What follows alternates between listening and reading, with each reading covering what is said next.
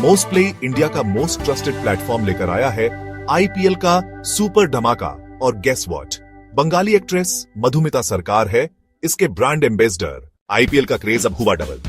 Most play पे जिली games खेलो, spin करो और हर वीक जीतो आईफोन्स, आईपैड्स और भी बहुत कुछ। और ये तो बस शुरुआत है। मोस्ट प्ले लाया है आईपीएल हंगामा with a massive price pool. Yamaha bike, Realme mobile, Apple watch, TV, सब जीतने का चांस। अभी ज्वाइन करो और ले जाओ ₹500 का रैपिड बोनस। डिपॉजिट करना बिल्कुल इजी, फोन पे, गूगल पे या बैंक ट्रांसफर से। और एक बोनस, फेसबुक पर रिव्यू छोड़ो और ले जाओ ₹200 प्लस अपने दोस्तों को रेफर करो और कमाओ ₹1200 तक। तो अभी रजिस्टर करो, कमेंट्स में दिए गए लिंक से डाउनलोड करो मोस्ट प्ले ऐप और अपना ₹500 बोनस क्लेम करो। पिछले भाग में आपने देखा कि गोरखपुर में रहने वाले डिंपल देर रात अपने घर लौट रही होती है कि तभी उसे अपने पीछे किसी के होने की आहट सुनाई देती है। डिंपल घबराकर मुड़कर देखती है तो उसे एक औरत दिखाई देती है जो उसे अपने पार्लर में आने के लिए कहती है। कुछ दिन बाद डिंपल के चेहरे पर ढेरों लाल दाने निकल आते हैं जिससे उसकी स्किन बहुत खराब हो जाती है। अपने स्किन का ट्रीटमेंट कराने के लिए डिंपल उस महिला के पार्लर में पहुंच जाती है, लेकिन अब उसे कुछ अजीबोगरीब सा अनुभव हो रहा था। कामिनी उसके चेहरे पर निकले हुए दानों को ठीक करने का दावा करती है और डिंपल के आंखों पर पट्टी बांधकर उसकी ब्यूटी ट्रीटमेंट करने लगती है। ट्रीटमेंट के बाद डिंपल अपना चेहरा देखकर बिल्कुल हैरान रह जाती है क्योंकि अब उसका चेहरा पहले से कहीं ज्यादा खूबसूरत नजर आ रहा था। अब आगे। मैं तो फैन हो गई आपकी। अब आप बस जल्दी से बताइए कि मेरी नेक्स्ट सिटिंग है कब। नीरू के साथ जाओ, वो तुम्हारी अपॉइंटमेंट फिक्स कर देगी। और सुनो, इतने खूबसूरत बाल हैं तुम्हारे, उनकी केयर तो अच्छे से करती हो ना? आजकल लोगों के बाल बहुत झड़ रहे हैं, तुम अपने बालों को हिफाजत से रखना। अरे आप हो ना मेरे बालों की केयर करने को, अब मुझे कोई टेंशन नहीं है। मैं तो वैसे कुछ खास केयर नहीं करती हूँ, पर आप बताओ ना मुझे क्या करना चाहिए अपने बालों के लिए। अरे तुम आ रही हो ना नेक्स्ट सिटिंग में, तो फेस के साथ तुम्हारे बालों का ट्रीटमेंट भी फ्री में करके दूंगी। अच्छा ये लो, ये क्रीम है, अंधेरा होने के बाद ही लगानी है, इस पर दिन की रोशनी नहीं पड़नी चाहिए। डिंपल ने अगली सिटिंग की डेट ले ली थी और उसके बाद वो क्रीम लेकर थैंक यू कहते हुए पार्लर से बाहर निकल जाती है। डिंपल के जाने के बाद। नीरू, मैं तो पूरे टाइम बिजी थी, तुमने सब संभाल कर रख लिया है ना? कोई गलती तो नहीं की ना? गलती का अंजाम तो तुम जानती ही हो। नहीं, मैंने कोई गलती नहीं की। मुझे पता है हमारे काम में गलती के लिए कोई गुंजाइश नहीं है। कामिनी ब्यूटी पार्लर की घटनाओं को समझने के लिए कहानी को अंत तक देखना ना भूलें। ब्यूटी ट्रीटमेंट करवाने के बाद डिंपल अपने घर लौट आई थी। अगले दिन सुबह। अरे मैं तो भूल ही गई थी, कामिनी जी ने मुझे फेस पर लगाने के लिए क्रीम दी थी जिसे रात में ही अप्लाई करना था। ऐसा करती हूँ, अभी लगा लेती हूँ। डिंपल कामिनी की दी हुई क्रीम को निकालती है और जैसे ही वो ढक्कन खोलती है, डर के मारे उसके मुंह से एक चीख निकल जाती है। ये क्या, ये कैसी क्रीम है? इस डब्बे में तो कीड़े रेंग रहे हैं। छी! डिंपल के चीखने की आवाज सुनकर उसकी माँ दौड़कर उसके कमरे में आ जाती है। अरे बेटा, क्या बात है, तुम चीखी क्यों? सब ठीक तो है ना? माँ, वो मैं आज पार्लर गई थी, वहाँ पर कामिनी जी ने मुझे चेहरे पर लगाने के लिए ये क्रीम दी थी। अब मैंने जब ये डिब्बा खोला तो इसके अंदर कीड़े रेंग रहे हैं। क्या? क्रीम में कीड़े रेंग रहे हैं? ये कैसा बेहुदा मजाक है? ला, मुझे दिखा वो क्रीम कहाँ है। डिंपल डरते हुए जमीन में पड़े हुए क्रीम के डब्बे की ओर इशारा कर देती है। डिंपल की माँ उस डब्बे को उठाती है और खोलकर देखने के बाद कामिनी की तरफ देखने लगती है। कहाँ है कीड़े? मुझे दिखाओ, क्रीम ही तो है इसके अंदर। तू भी ना डरा दिया मुझे भी, वहम हो रहा है तुझे। ये देख, इस डब्बे के अंदर क्रीम ही है। ऐसा कैसे हो सकता है माँ? मैंने खुद अपनी आंखों से देखा था, इस डब्बे के अंदर अभी कीड़े रेंग रहे थे। अच्छा, अगर अभी कीड़े यहीं थे तो मुझे बता कहाँ चले गए इतनी जल्दी, और कीड़ों की जगह ये क्रीम कहाँ से आ गई? डिंपल को समझ में नहीं आ रहा था कि उसके साथ आखिर क्या हो रहा है। घबराते हुए वो अपनी माँ के हाथ से क्रीम का डब्बा ले लेती है और कांपते हुए हाथों से उस क्रीम को अपने चेहरे पर लगा लेती है। अच्छा चल, अब तू ऑफिस के लिए तैयार हो जा, मुझे रसोई में और भी काम है। डिंपल अभी आईने की ओर देखकर अपने चेहरे पर क्रीम लगा ही रही थी कि तभी अचानक उसे नजर आता है कि उसका चेहरा बिल्कुल झुलस गया है और वो बहुत ही भयानक नजर आ रही है। डिंपल कसकर आंखें बंद कर लेती है। 2 पल के बाद डरते हुए वो आंखें खोलती है, तभी अचानक उसके कमरे की लाइट कट जाती है और पूरे कमरे में अंधेरा हो जाता है। ओहो, अब ये लाइट को क्या हो गया? लगता है मोमबत्ती जलानी पड़ेगी। डिंपल कमरे में रखी हुई मोमबत्ती को जलाकर फिर से आईने के सामने आकर खड़ी हो जाती है। जैसे ही वो आईने में अपना चेहरा देखती है, उसे अपने पीछे एक भयानक सी परछाई दिखाई देती है, जिसे देखकर एक बार फिर उसके मुंह से चीख निकल जाती है। डिंपल आंखें बंद करके अपनी मां को पुकार रही थी। अरे बाबा, क्या हो गया? ये मोमबत्ती हाथ में लेकर क्यों खड़ी है तू? माँ, लाइट जाने के बाद मैंने मोमबत्ती जलाई और जैसे ही मैंने आईने में देखा तो मुझे अपने पीछे एक औरत की परछाई दिखाई दी। उसका पूरा चेहरा लंबे काले बालों से ढका हुआ था। मुझे बहुत डर लग रहा है माँ। तुझे हुआ क्या है? मुझे ये ही समझ नहीं आ रहा। किसने कहा कि अभी अभी लाइट चली गई थी? लाइट तो आ रही है पूरे घर की। मैं तो यही रसोई में काम कर रही हूँ ना, और जब लाइट गई ही नहीं तो तूने मोमबत्ती क्यों जलाई? और बेटा, कौन लड़की आएगी कमरे में? मुझे तो यहाँ कोई नजर नहीं आ रहा। सुन, तू ऐसा कर, आज की छुट्टी ले ले, घर में ही आराम कर। मुझे तेरी तबीयत कुछ ठीक नहीं लग रही है। ऑफिस में काम बहुत ज्यादा है क्या बेटा? अरे आप समझती क्यों नहीं हो माँ? मैं कोई पागल नहीं हूँ। मेरी बात का यकीन करो। कुछ है जो अपने आप का एहसास मुझे बार बार करा रहा है। पहले तो मुझे भी यही लग रहा था कि शायद मुझे वहम हो रहा है, लेकिन अब समझ में आया कि वो सब वहम नहीं था। बार बार मतलब? पहले भी कुछ हुआ है क्या? माँ, आज जब मैं पार्लर में थी वहाँ भी मुझे ऐसा ही लगा जैसे कोई काली सी परछाई वहाँ पर घूम रही हो। पार्लर में अंदर जाने लगी तो पता नहीं कहाँ से एक घूंघट वाली औरत मेरे सामने आ गई। आपको पता है, वो मुझसे कह रही थी कि बहुत पछताऊंगी मैं। जब मैंने उससे पूछा कि कौन है वो, तो पता नहीं कहाँ धुएं की तरह गायब हो गई। उसके बाद अभी यहाँ भी मैंने वैसी ही परछाई देखी जैसी पार्लर में दिखाई दी थी। बेटा, तू अंधेरा होने के बाद रोज घर पहुँचती है। कहीं ऐसा तो नहीं कि चौराहा पार करते समय तेरा पैर किसी गलत चीज पर पड़ गया हो? दिन छिपने के बाद इसीलिए तो अकेले घर से निकलने को बड़े बुजुर्ग मना किया करते हैं। मुझे नहीं पता माँ, मेरे साथ क्या हो रहा है, क्यों हो रहा है। बस मुझे इन सब चीजों से बचा लीजिए, वरना मैं पागल हो जाऊंगी। अच्छा सुन, तू चिंता मत कर। मैं अभी तेरी चाची से फोन करके कुछ उपाय पूछती हूँ। वो गांव में रहती है ना, कुछ न कुछ टोटका जानती ही होंगी।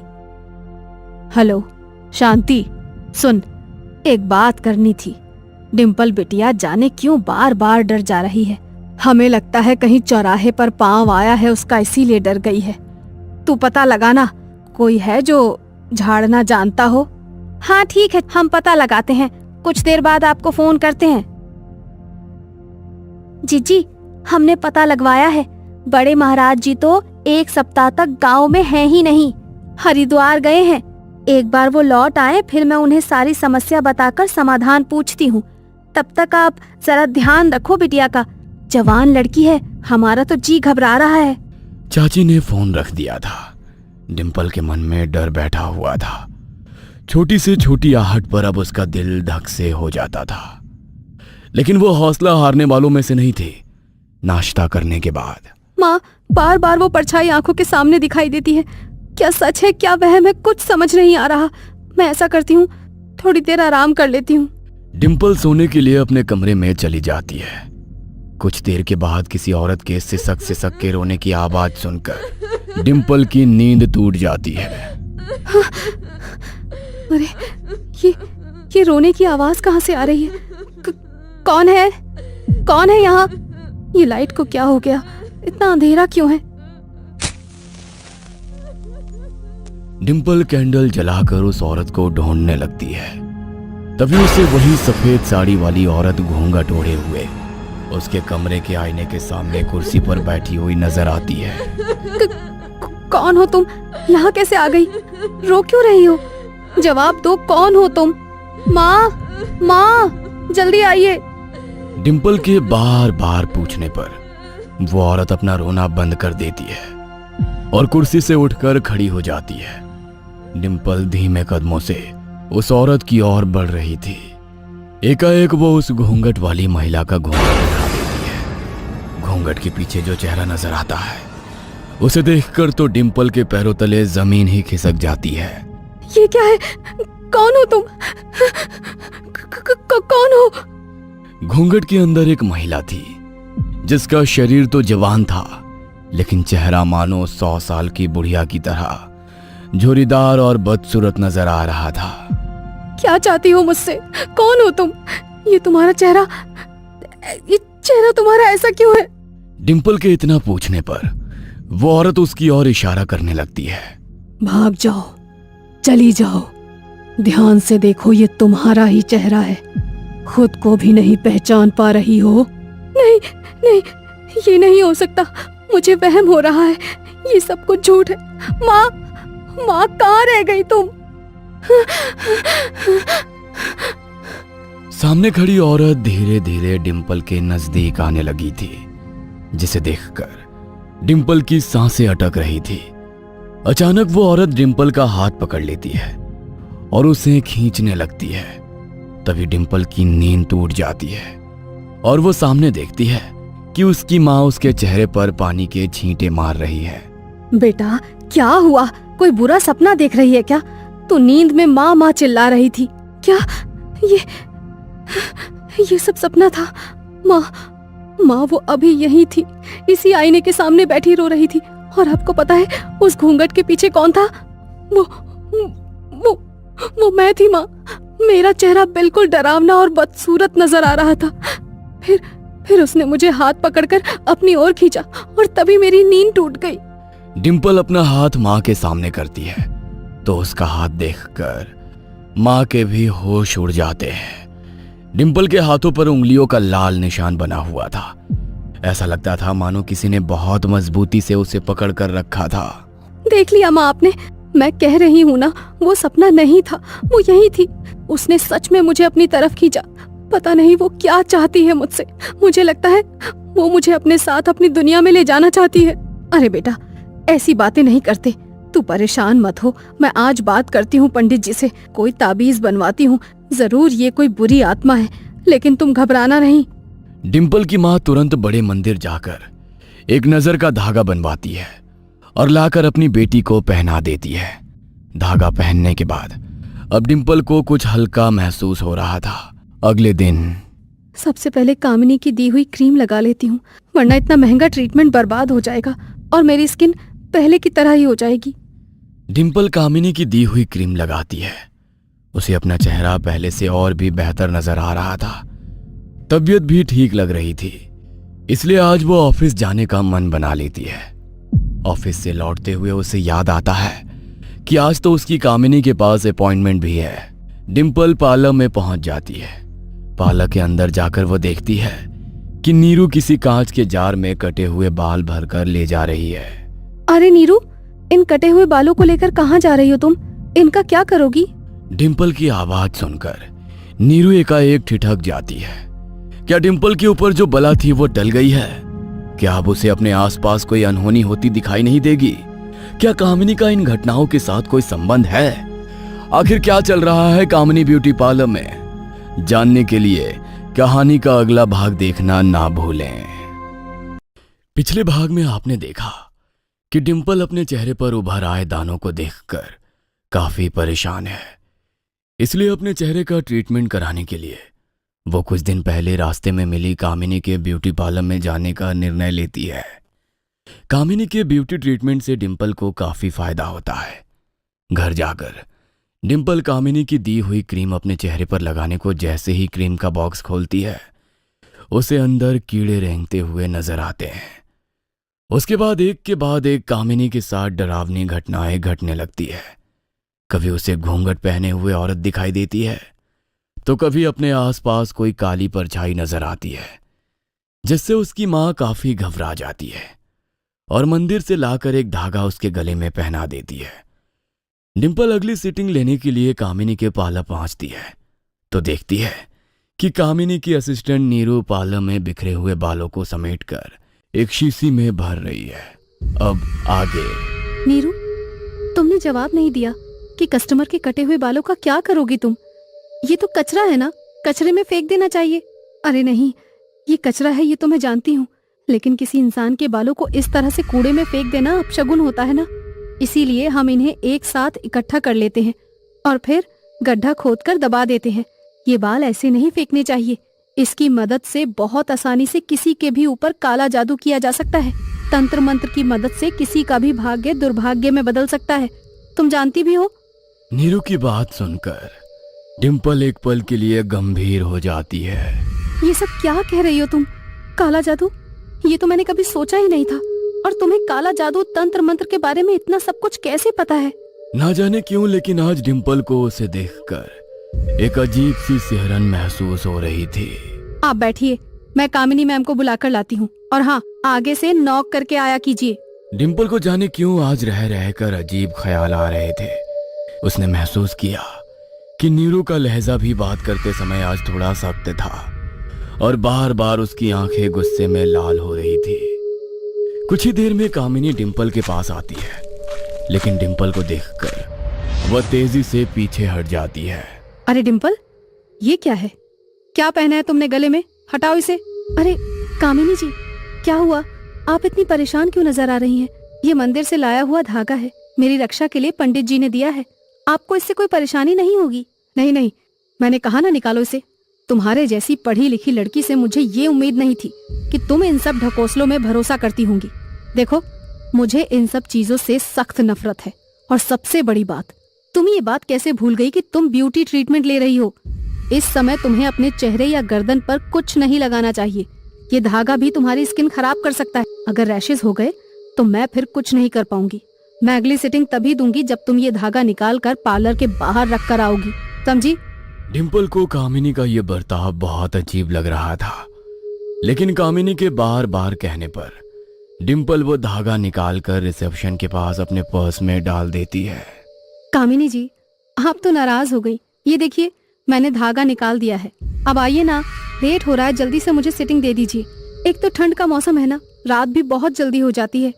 धागा गले से निकालने के बाद कामिनी डिंपल के नजदीक आती है और उसकी आंखों पर पट्टी बांधने के बाद उसे ट्रीटमेंट की अगली सिटिंग देना शुरू कर देती है। कामिनी जी, एक बात पूछूं आपसे, आपको इस पार्लर में डर नहीं लगता? इतनी रात को आप इस पार्लर में अकेली रहती हैं और आपके पार्लर में तो लाइट भी नहीं जलती। ऐसे अंधेरा करके क्यों रखती हैं आप? अरे तुम्हें पता नहीं है, ये ब्यूटी पार्लर वाले जानबूझकर अपने पार्लर में ढेर सारी लाइट जलाकर रखते हैं ताकि पार्लर में आने वाले क्लाइंट्स को बेवकूफ बना सके। इतनी तेज रोशनी में तो अपने आप चेहरा खिल ही उठता है कि नहीं? मैं अपने क्लाइंट्स के साथ धोखा नहीं करती, इसीलिए मैंने पार्लर में बिल्कुल मिनिमम लाइट्स रखी हुई हैं। और जिसके काम में दम होता है ना, उसे लाइट्स की जरूरत नहीं होती। आज वाली सिटिंग के बाद तुम देखना, अंधेरे में भी तुम्हारा चेहरा बल्ब की तरह जगमगाएगा। आपके काम पर तो मुझे भरोसा है, लेकिन एक बात कहूँ आपसे, आप अपना पार्लर कहीं और शिफ्ट कर लीजिए। ये जगह मुझे कुछ ठीक नहीं लगती। मैं जितनी बार भी यहाँ आई हूँ ना, मुझे यहाँ पर कुछ अजीब सा महसूस होता है। आपने कभी अपने आसपास कुछ महसूस नहीं किया? ऐसा लगता है हर पल कोई है जो हम पर नजर रखे हुए है। किसी के ना होने पर भी किसी के होने का एहसास होता है मुझे इस पार्लर में। और वहम इंसान को 1 या 2 बार हो सकता है, आप माने या ना माने, लेकिन इस पार्लर के आसपास कुछ तो नेगेटिविटी है। मुझे आपकी चिंता है, इसीलिए मैं आपको समझा रही हूँ। आप प्लीज मेरी बातों का बुरा मत मानना। डिंपल, तुम वाकई बहुत स्वीट हो। फिक्र मत करो, तुम्हारी सारी परेशानियों का अंत होने वाला है। फिर तुम्हें बार बार मेरे पार्लर में नहीं आना पड़ेगा। कुछ देर बाद डिंपल, तुम्हारा हेयर और स्किन ट्रीटमेंट कंप्लीट हो चुका है। तुम आईने में अपना चेहरा देख लो, मैं तब तक अंदर से पानी पीकर आती हूँ। कामिनी के जाने के बाद डिंपल लाइट ऑन करने के बाद अपना चेहरा और बाल देखती है और हैरानी से उसकी आंखें फटी की फटी रह जाती है। डिंपल ने अपने आप को इतना खूबसूरत पहले कभी महसूस नहीं किया था। अचानक डिंपल को आईने में अपने खूबसूरत चेहरे की जगह वही डरावना झुर्रीदार चेहरा नजर आने लगता है, जिसे देखकर डिंपल बहुत घबरा जाती है। नीरू, तुम्हें आईने में वो डरावना चेहरा दिखा? और देखो, वो खून से लिखा हुआ है शीशे पर। चली जाओ, देखो कहाँ लिखा है? डरावना चेहरा नहीं, ये तो आपका ही चेहरा है। वहम हो रहा है आपको, और कुछ नहीं है वहाँ। तभी नीरू पार्लर की लाइट्स ऑफ कर देती है और एक बार फिर से हल्की नीली रोशनी पार्लर में दिखाई देने लगती है। कुछ पलों के बाद कामिनी डिंपल के सामने आती है। तो फिर अब मुझे कब आना है? तुम्हारा ट्रीटमेंट पूरा हो गया है, अब तुम्हें दोबारा आने की जरूरत नहीं है। जो मैंने क्रीम दी है ना, बस उसे लगाती रहना और कुछ भी करने की जरूरत नहीं है। कामिनी जी, आपको सामने वो औरत दिखाई दे रही है जो अपना मुंह घूंघट में छुपाए रो रही है। देखा आपने? अरे बाबा, कुछ भी तो नहीं है वहाँ। ऐसा कैसे हो सकता है? आपको इसके सिसकने की आवाज सुनाई नहीं दे रही है क्या? उसकी सिसकियों को सुनकर लगता है मेरे कान फट जाएंगे। मैम प्लीज, ये कैसी बातें कर रही हैं आप? पार्लर क्लोज करने का टाइम हो रहा है। आपका लास्ट अपॉइंटमेंट था। आप बुरा ना माने तो प्लीज लीव। ओके, मैं जाती हूँ। डिंपल पार्लर से निकल जरूर गई थी, लेकिन उस औरत के रोने और सिसकने की आवाज जैसे अभी भी उसके कानों में गूंज रही थी। पार्लर से निकलने के बाद उसने देखा घड़ी में तकरीबन 9:30 बजे का समय हो रहा था। चारों तरफ सिर्फ सन्नाटा ही सन्नाटा था। वैसे भी कामिनी का पार्लर जिस जगह था वहां आसपास में कोई और दुकान भी नहीं थी। एक तो रात का सन्नाटा, सुनसान सड़क, ऊपर से किसी औरत की लगातार सुनाई देती सिसकियां डिंपल की धड़कनें बढ़ाने के लिए इतना ही काफी था। ठंड के महीने में उसके माथे से पसीने की बूंदें टपक रही थी। अचानक ही 3 कुत्ते उसकी ओर मुंह करके जोर जोर से भौंकने लगते हैं, जिससे वो बहुत घबरा जाती है और घबरा कर सड़क के किनारे जाकर खड़ी हो जाती है। तभी एक सफेद कपड़ों वाली औरत पीछे से निकलकर उसके सामने आती है और कुत्तों की ओर घूर कर देखने लगती है। उस औरत के घूरने पर वो कुत्ते रोते हुए वहां से भाग जाते हैं। घबराओ मत, वो तुम्हें नहीं मुझे देखकर भौंक रहे हैं। मैंने उन्हें भगा दिया है, लौट कर नहीं आएंगे अब। लेकिन आप अचानक कहां से आ गई? डिंपल के इतना कहते ही उस औरत का चेहरा बदलने लगता है और वो एक भयानक रूप में दिखाई देने लगती है। अब जो औरत डिंपल के सामने खड़ी थी उसके सर पर बाल नहीं थे और पूरा चेहरा डरावना और झुर्रीदार नजर आ रहा था। उसे देखकर डिंपल की चीख निकल जाती है। क्या हुआ? आंखें खोलकर मेरा चेहरा देख भी नहीं पा रही हो? अच्छी तरह देख लो मेरा चेहरा, यही है तुम्हारा भविष्य। अरे चाहती क्या हो तुम? क्यों मेरे पीछे पड़ी हो? मैंने क्या बिगाड़ा है तुम्हारा? मुझे पता है तुम मुझे नुकसान पहुंचाना चाहती हो। माँ ने मुझे वो धागा दिया था, मुझे उसे पहन लेना चाहिए, फिर ये मेरे नजदीक नहीं आ पाएगी। हाँ। डिंपल अपने बैग में हाथ डालकर तेजी से वो धागा ढूंढने लगती है, लेकिन उससे पहले ही वो सफेद कपड़ों वाली औरत एक धुएं का बवंडर बनकर उसके अंदर समा जाती है। डिंपल को अब अपना शरीर बहुत भारी महसूस हो रहा था।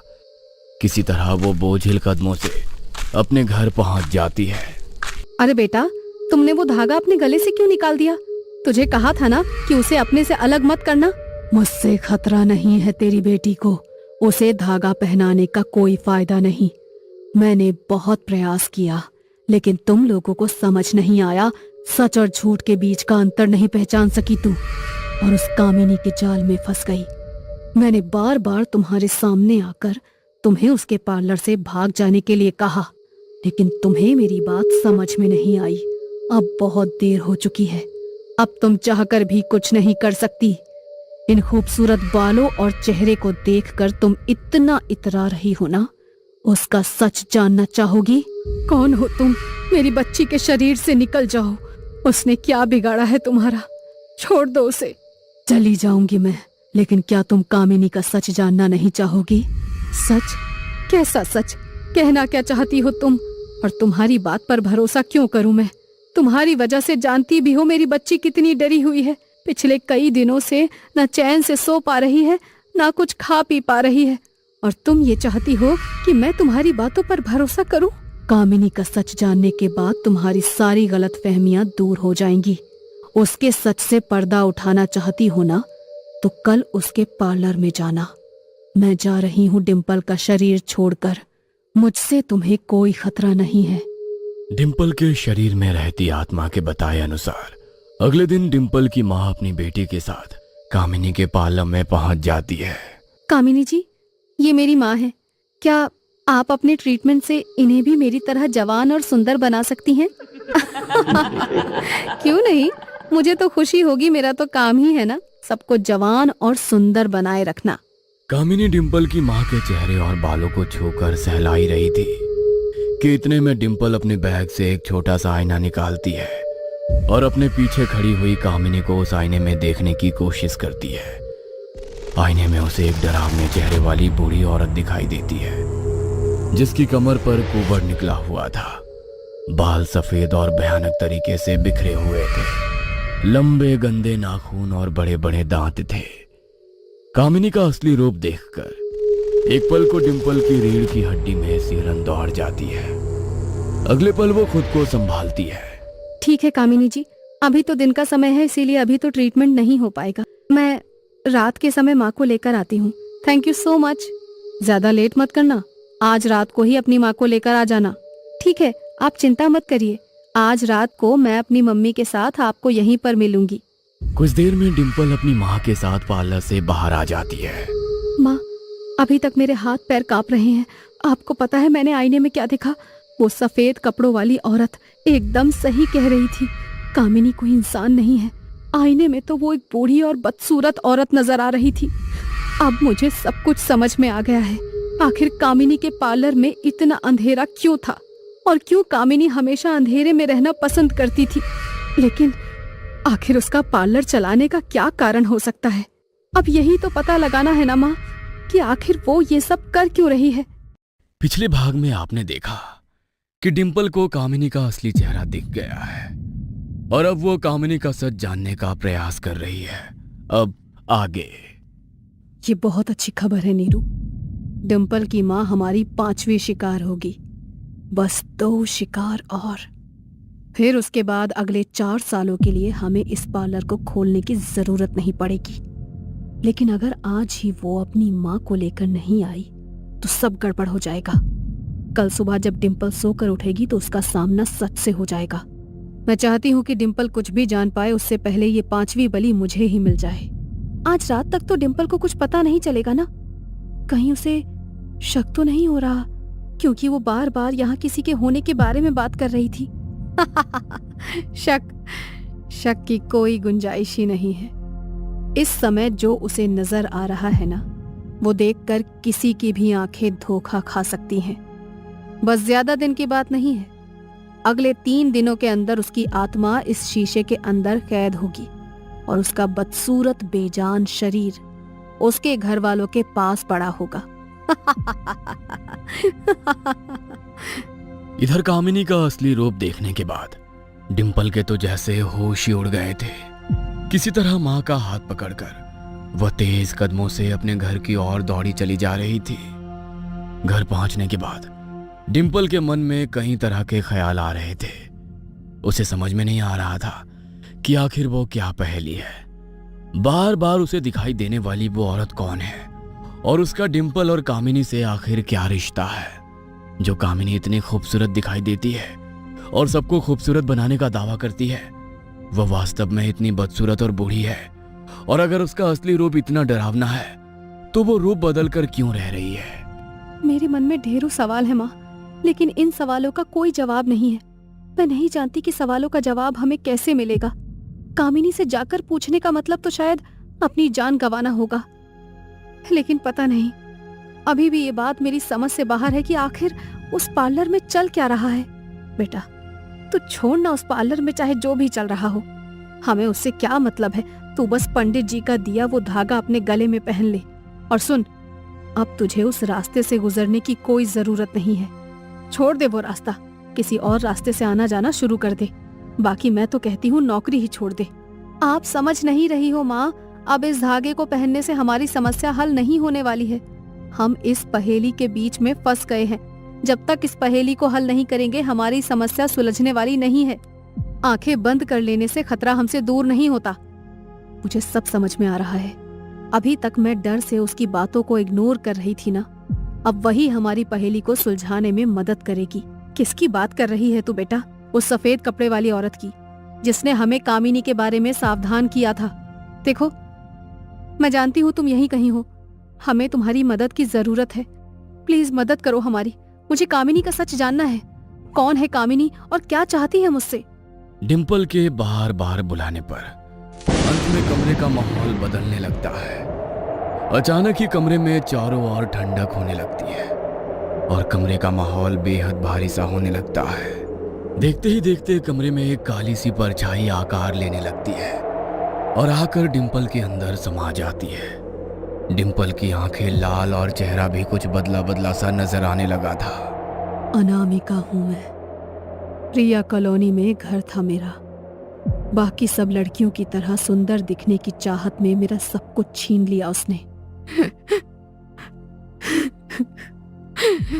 इस कामिनी का पार्लर 4 साल पहले हमारी कॉलोनी के बाहर एक पुराने से मकान में खुला था।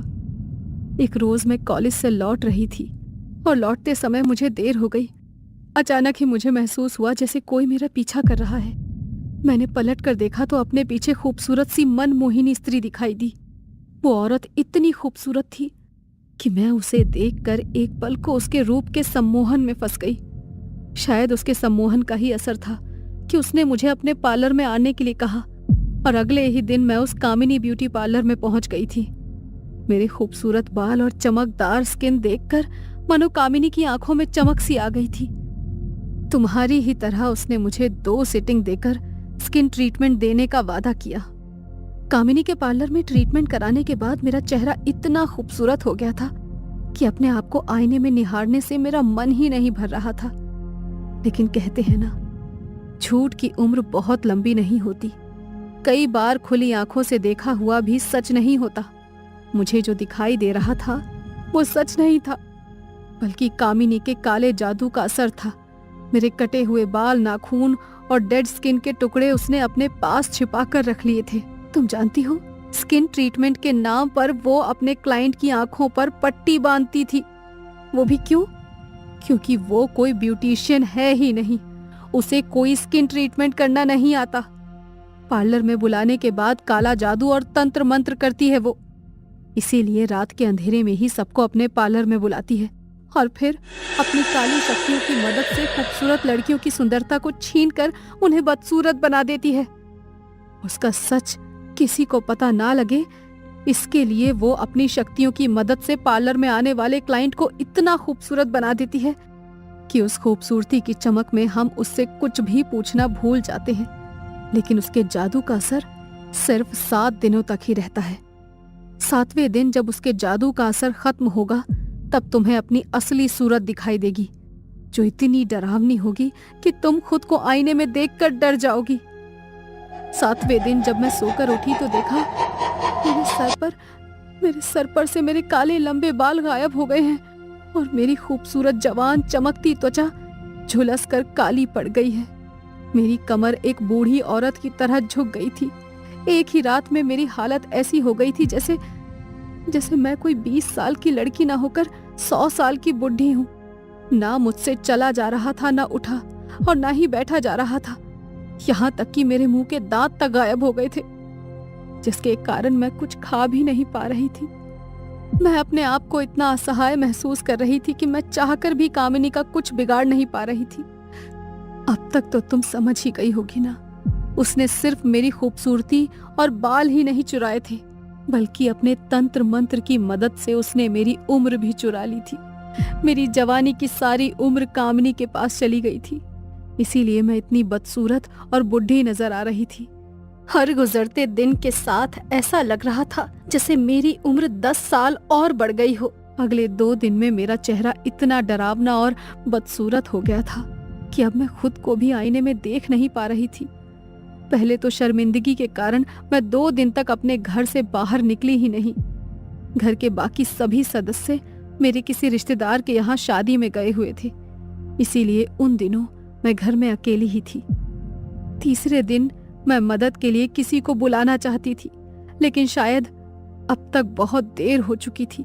मेरे अंदर अब हिलने की भी ताकत नहीं थी और उसी रात तड़प तड़प कर मेरी मौत हो गई।